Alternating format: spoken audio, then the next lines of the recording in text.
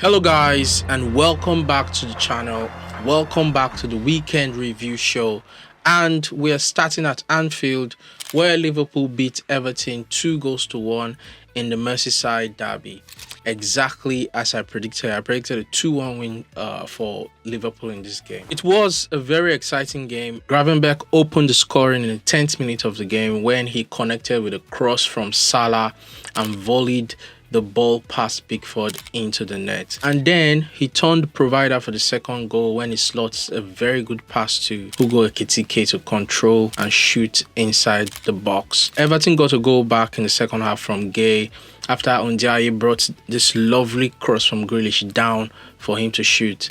And what a goal that was. That was how the game ended, with Liverpool maintaining their 100% record this season. Next up is Brighton 2, Spurs 2. I predicted a 2-1 victory for Brighton in this game, and I was very close to getting it right. Spurs dominated possession in this game and they missed a lot of very good chances, but the deadlock was broken when Minte was put through on goal by a wonderful exquisite pass by Rota. He rounded the keeper and slot the ball into an open net. 23 minutes later, Brighton got their second goal through Atari, who struck a wonderful ball from outside the box from a very difficult angle, and it was 2-0. Richarlison pulled one back just before halftime, and a second half own goal from Van Heck made sure the spoils were shared in this game. I knew Spurs weren't going to win this game, but they did very well to get the draw, especially being 2 goals down, coming back from that, because let's face it, Brighton is really not an easy place to go to. Next up is Burnley 1, Nottingham Forest 1. Again, exactly as I predicted. Forest dominated this game, dominated possession, but watching the game, it was a pretty even game. Both sides created chances to score, but both keepers were on fire as well. Forest took the lead through Nico Williams with a blinding shot. Jadon Anthony equalized through what I thought was an own goal, but the goal was given to Anthony. And at the end of the day, it was a fair result for both teams. We now go over to the London Stadium, where Crystal Palace beat West Ham by 2-1. Again, exactly as I predicted. That's 3 correct scores I've gotten this week so far. Mateta gave Palace the lead with his second goal of the season after heading the ball just past the line after he hit the bar. West Ham leveled through their star man Jarrod Bowen with a very nice header, but Tyrick Mitchell won the game for Palace with a sick volley inside the box. Truly wonderful strike. And with that result, Palace remains unbeaten this season. Next up is Wolves 1, Leeds 3. I got this one totally wrong. I predicted a 2-2 draw in this game. This was a very entertaining game with some really beautiful goals. All goals were scored in the first half in this game. Wolves took the lead through Ladislav Krejci after some really intricate passing play. Really beautiful team goal. 23 minutes later, Calvert-Lewin equalized from a very difficult header. I really don't know how he scored that goal in the box.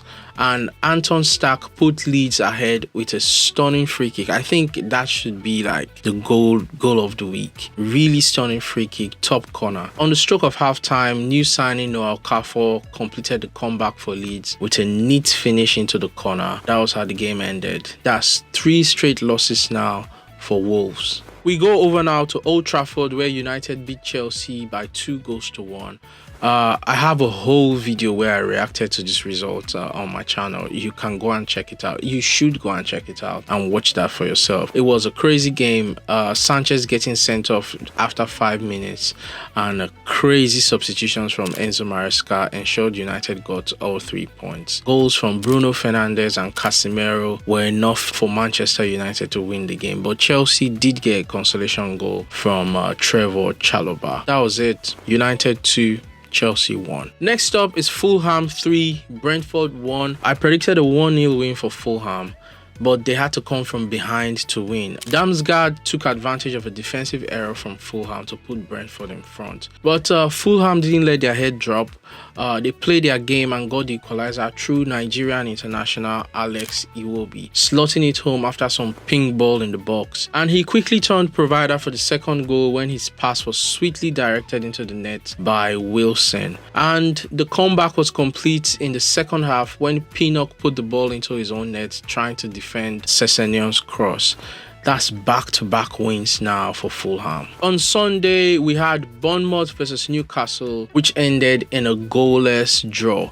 I predicted a 1-1 draw for this game, and I wasn't that far off. I did say in the preview that this was the most difficult game for me to predict because both teams are really strong, and it was an even game as expected. A very good defensive play from both teams and goalkeepers as well. But then Bournemouth had the ball in the back of the net in the first half, but it was offside. Really close offside call. Next up is Sunderland versus Aston Villa, which ended in a 1-1 draw. Again, exactly as I predicted. Aston Villa had a perfect chance to win the first game of the season, especially after Renido was sent off after lashing out.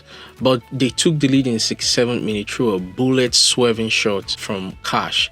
But they couldn't hold on to the lead against 10-man Sunderland, who equalized in the 75th minute through Isidore. Really disappointing game for Villa. Like, I couldn't believe they didn't win that game, especially after Sunderland was reduced to 10 men.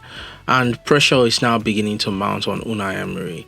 Real pressure. And finally, we go over to the Emirates, where Arsenal held City to a 1-1 draw. I predicted a 2-1 win for City, and they took the lead in the 9th minute. Haaland exchanged passes with Reinders and left Gabriel for dead before slotting it past David Raya. In the second half, Arteta made 2 changes, brought in Eze and Saka.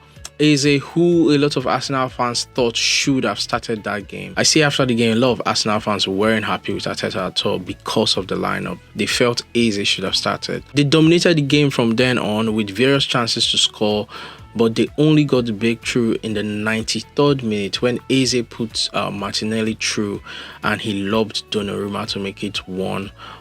And with that result, Arteta has extended his unbeaten run against Manchester City and Pep Guardiola to 6 games. And he also ensured they maintained their second position in the league.